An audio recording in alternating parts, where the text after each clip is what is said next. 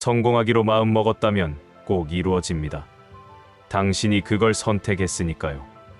하브 에커의 베스트셀러 백만장자 마인드는 우리가 돈에 대해 가진 무의식적 프로그램이 경제적 현실을 만든다고 주장해요. 많은 사람들이 열심히 일하는데도 부자가 되지 못하는 이유는 바로 잘못된 돈 프로그램 때문이라고 설명하죠. 이 프로그램은 어린 시절부터 형성되어 우리도 모르게 경제적 결정에 영향을 미친답니다.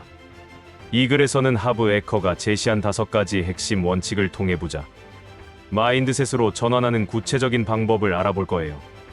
단순한 이론이 아닌 실제로 적용할 수 있는 실전 가이드를 제공하려고 해요. 무의식을 재프로그래밍하는 것은 하루아침에 되는 일이 아니지만 꾸준히 실천하면 누구나 부자의 사고방식을 가질 수 있답니다. 가난한 사람들의 가장 큰 특징 중 하나는 피해자 의식이에요. 그들은 자신의 불행한 상황을 항상 외부 탓으로 돌리죠. 경제가 나빠서, 부모님이 가난해서, 학벌이 없어서 같은 변명을 늘어놓아요. 하지만 이런 생각은 자신의 삶에 대한 통제권을 완전히 포기하는 것과 같답니다. 하브 에커는 나는 불쌍해라는 생각이 실제로 불쌍한 현실을 만든다고 경고해요. 우리의 무의식은 우리가 믿는 것을 현실로 만들려고 하거든요. 피해자처럼 생각하면 무의식은 계속해서 피해자가 될 만한 상황을 찾아내고 만들어내죠. 이것은 심리학에서 말하는 자기 충족적 예언과 같은 원리예요. 예를 들어, 나는 항상 운이 없어 라고 생각하는 사람은 좋은 기회가 와도 그것을 알아보지 못해요. 반대로, 나는 운이 좋아 라고 믿는 사람은 작은 행운도 크게 받아들이고 활용하죠. 이처럼 우리의 믿음이 우리가 보는 세상을 결정한답니다. 피해자 의식에서 벗어나려면 먼저 자신의 생각 패턴을 인식해야 해요. 실제로 성공한 사람들의 이야기를 들어보면 그들도 어려운 환경에서 시작한 경우가 많아요. 오프라 윈프리는 극도로 가난한 환경에서 자랐고 잭 마는 수십 번의 취업 실패를 경험했죠. 하지만 그들은 자신을 피해자로 여기지 않았어요. 오히려 어려운 상황을 성장의 발판으로 삼았답니다. 피해자 의식에서 벗어나는 첫 번째 단계는 책임감을 갖는 거예요. 자신의 현재 상황이 100% 자신의 선택과 행동의 결과라고 인정하는 것이죠. 처음엔 받아들이기 어려울 수 있어요. 하지만 이렇게 생각해 보세요. 만약 현재 상황이 내 책임이라면 그것을 바꿀 수 있는 힘도 내게 있다는 뜻이에요. 두 번째 단계는 감사하기예요. 아무리 어려운 상황이라도 감사할 거리는 있어요. 건강, 가족, 친구, 하루 3끼 식사. 작은 것부터 감사하기 시작하면 점점 더 많은 감사할 일이 생긴답니다. 감사 일기를 쓰는 것도 좋은 방법이에요. 매일 감사한 일 3가지씩 적어보세요. 세 번째 단계는 행동하기예요. 피해자는 불평만 하지만 주인은 해결책을 찾아요. 문제가 있다면 그것을 해결하기 위해 뭘 할 수 있을지 생각하고 실행에 옮기세요. 작은 행동이라도 괜찮아요. 중요한 건 시작하는 거예요. 행동하면서 자신감이 생기고 그 자신감이 더 큰 행동으로 이어진답니다. 내가 생각했을 때 피해자 의식에서 벗어나는 가장 효과적인 방법은 멘토 찾기예요. 비슷한 환경에서 성공한 사람을 찾아 그들의 이야기를 들어보세요. 그들이 어떻게 어려움을 극복했는지, 어떤 마음가짐을 가졌는지 배우는 거죠. 직접 만날 수 없다면 책이나 유튜브를 통해서라도 배울 수 있어요. 많은 사람들이 편안한 삶을 꿈꿔요. 하지만 하브 에커는 편안함을 추구하는 것이 부자가 되는 길을 막는다고 말해요. 이 정도면 충분해. 먹고 살만하면 됐지. 같은 생각이 바로 편안함에 덧치죠. 이런 마인드셋은 우리를 현재 수준에 머물게 만들어요. 부자들의 목표는 편안함이 아니라 풍요로움이에요. 그들은 레스토랑에서 메뉴 가격을 보지 않고 주문할 수 있는 자유, 자녀에게 최고의 교육을 제공할 수 있는 능력, 좋아하는 일을 돈 걱정 없이 할 수 있는 여유를 추구해요. 이것은 단순한 사치가 아니라 진정한 자유를 의미한답니다. 편안함의 덫에서 벗어나려면 먼저 자신의 돈 온도계를 확인해야 해요. 돈 온도계란 우리가 무의식적으로 설정한 재정적 한계를 말해요. 예를 들어 월급이 300만 원인 사람은 그 수준에 맞춰 생활하고 500만 원이 되어도 여전히 비슷한 수준으로 살아가는 경우가 많죠. 이것이 바로 돈 온도계의 작동 방식이에요. 실제로 복권에 당첨된 사람들의 70%가 5년 내에 다시 가난해진다는 통계가 있어요. 이는 그들의 돈 온도계가 여전히 낮은 수준에 머물러 있기 때문이죠. 반대로 파산한 부자들이 다시 부자가 되는 경우가 많은 것도 같은 이유예요. 그들의 돈 온도계는 높은 수준에 설정되어 있거든요. 돈 온도계를 높이는 첫 번째 방법은 큰 목표 설정하기예요. 현재 수입의 10배를 목표로 잡아보세요. 터무니없어 보일 수 있지만 큰 목표를 세워야 큰 행동이 나온답니다. 목표가 크면 클수록 더 창의적인 방법을 찾게 되고 더 많은 노력을 기울이게 돼요. 두 번째 방법은 부자처럼 생각하고 행동하기예요. 부자들이 읽는 책을 읽고 그들이 가는 장소에 가보고 그들의 습관을 따라해 보세요. 처음엔 어색할 수 있지만 점차 그런 생활이 자연스러워질 거예요. 이것은 가짜로 행동하는 게 아니라 미래의 자신을 미리 연습하는 거예요. 세 번째 방법은 투자 마인드 기르기예요. 편안함을 추구하는 사람들은 돈을 쓰는 데만 집중하지만 부자들은 돈을 벌게 만드는 방법을 고민해요. 작은 금액이라도 투자를 시작해보세요. 주식, 부동산, 사업 등 다양한 투자 방법을 공부하고 실천해보는 거예요. 네 번째 방법은 불편함을 즐기기예요. 성장은 항상 불편함을 동반해요. 새로운 도전, 새로운 학습, 새로운 만남. 이 모든 것이 처음엔 불편하지만 그 불편함 속에서 우리는 성장한답니다. 매주 하나씩 새로운 도전을 해보세요. 작은 것부터 시작해도 좋아요. 하브 에커는 시선이 향하는 곳이 인생에서 더 커진다고 말해요. 부자와 가난한 사람의 가장 큰 차이점 중 하나가 바로 집중하는 대상이죠. 가난한 사람들은 장애물에 집중하는 반면 부자들은 기회에 집중해요. 이 차이가 전혀 다른 결과를 만들어낸답니다. 예를 들어 코로나19 팬데믹 상황을 생각해보세요. 많은 사람들이 경제가 망했어, 사업하기 힘들어 라며 장애물에만 집중했어요. 하지만 일부 사람들은 온라인 비즈니스 기회가 왔다, 새로운 수요가 생겼다며 기회를 찾았죠. 배달앱, 온라인 교육, 홈트레이닝 등 새로운 사업들이 급성장한 것이 그 증거예요. 우리의 뇌는 RAS 망상활성계라는 시스템을 가지고 있어요. 이 시스템은 우리가 집중하는 것을 더 많이 보게 만들죠. 빨간 차를 사려고 마음먹으면 갑자기 거리에 빨간 차가 많이 보이는 것처럼요.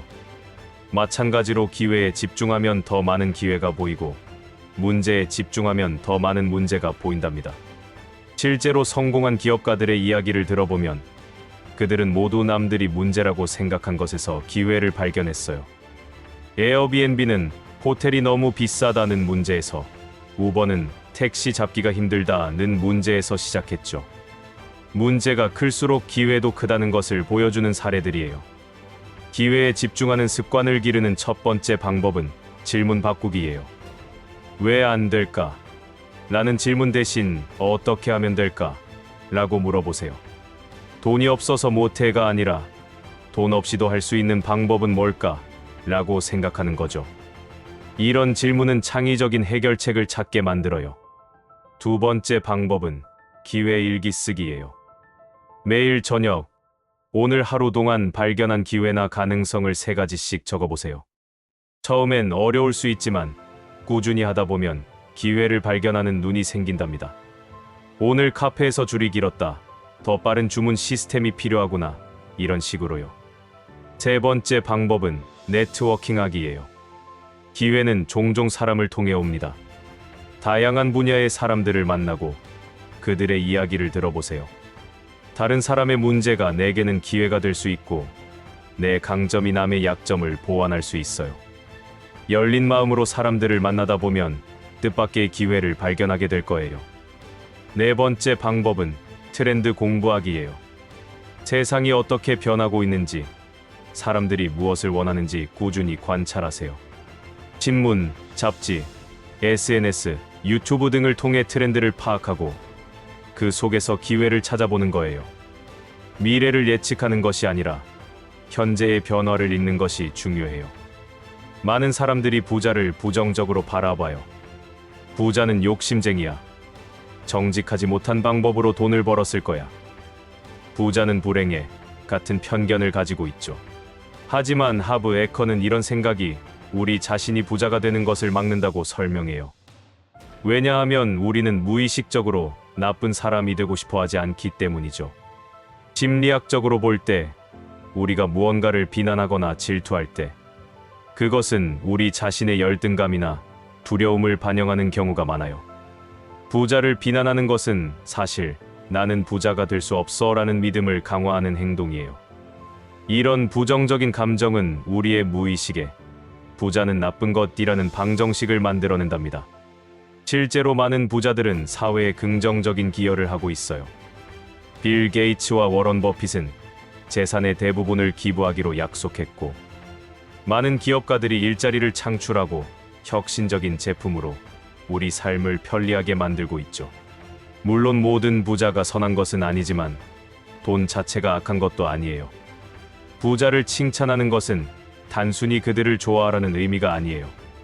그들의 성공에서 배울 점을 찾고 그것을 본보기로 삼으라는 거죠. 저 사람도 했으니 나도 할 수 있다. 는 긍정적인 믿음을 갖는 것이 중요해요.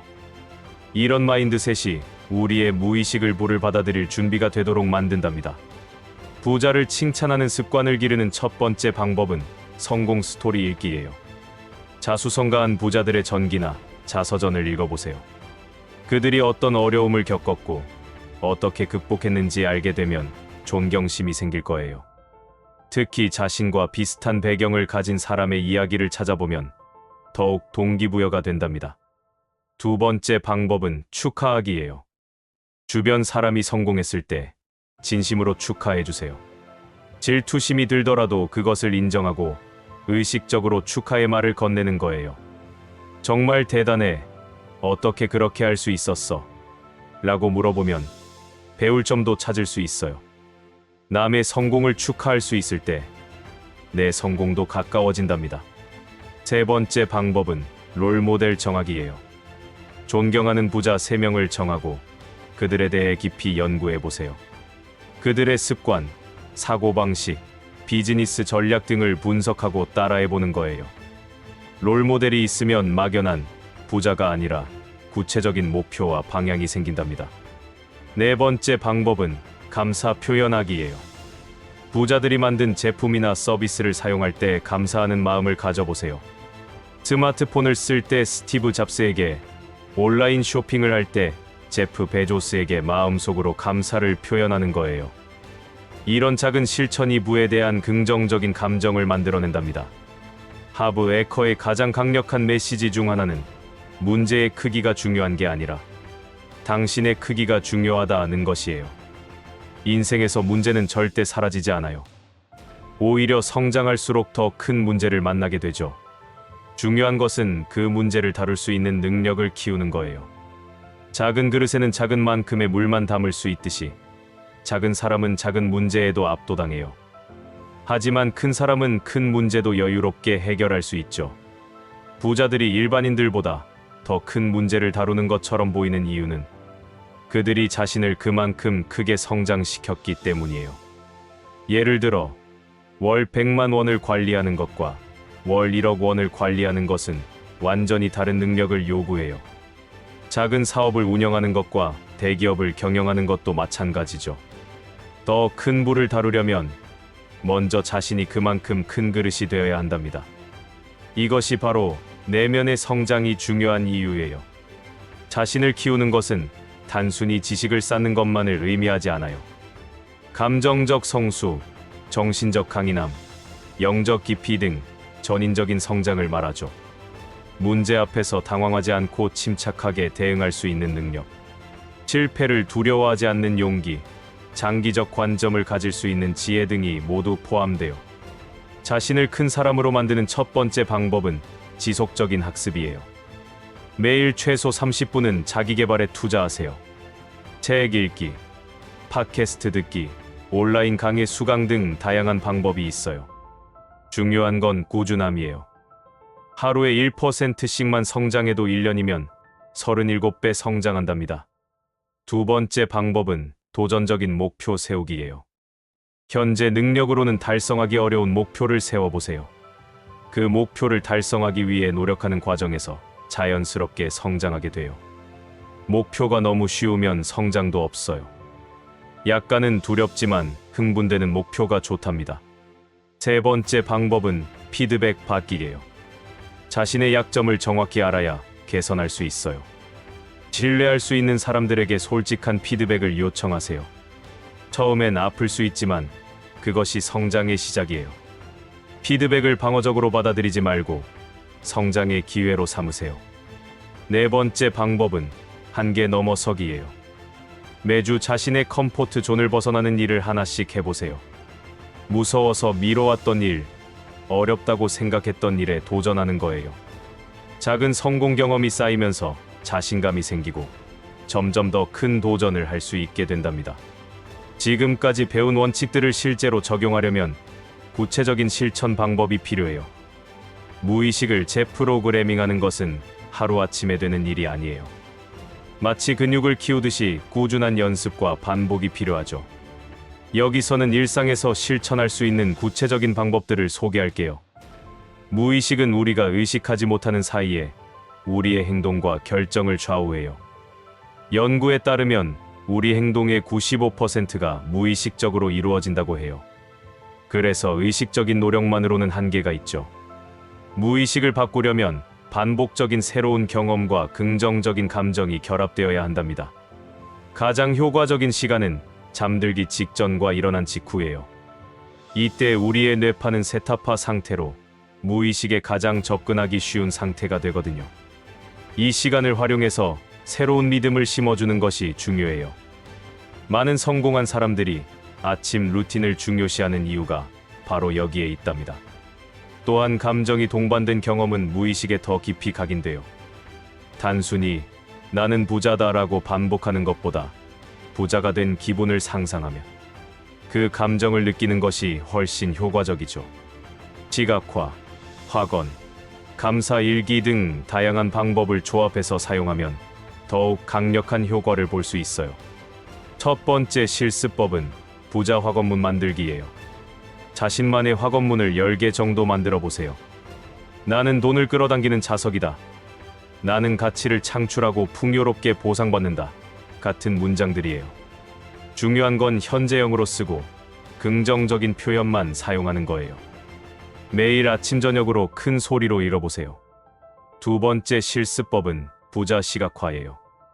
5년 후 부자가 된 자신의 모습을 구체적으로 상상해 보세요. 어떤 집에 살고 있나요? 무슨 일을 하고 있나요? 어떤 기분인가요?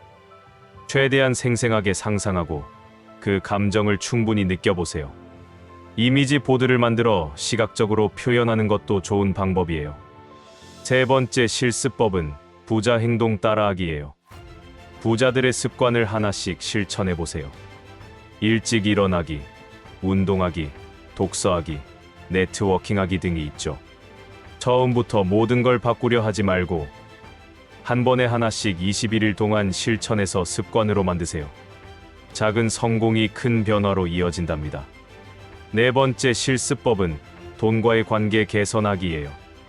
돈을 대하는 태도를 바꿔보세요. 지갑을 깨끗이 정리하고 돈을 소중히 다루세요. 돈을 쓸 때는 감사하는 마음으로, 받을 때는 기쁜 마음으로 받으세요.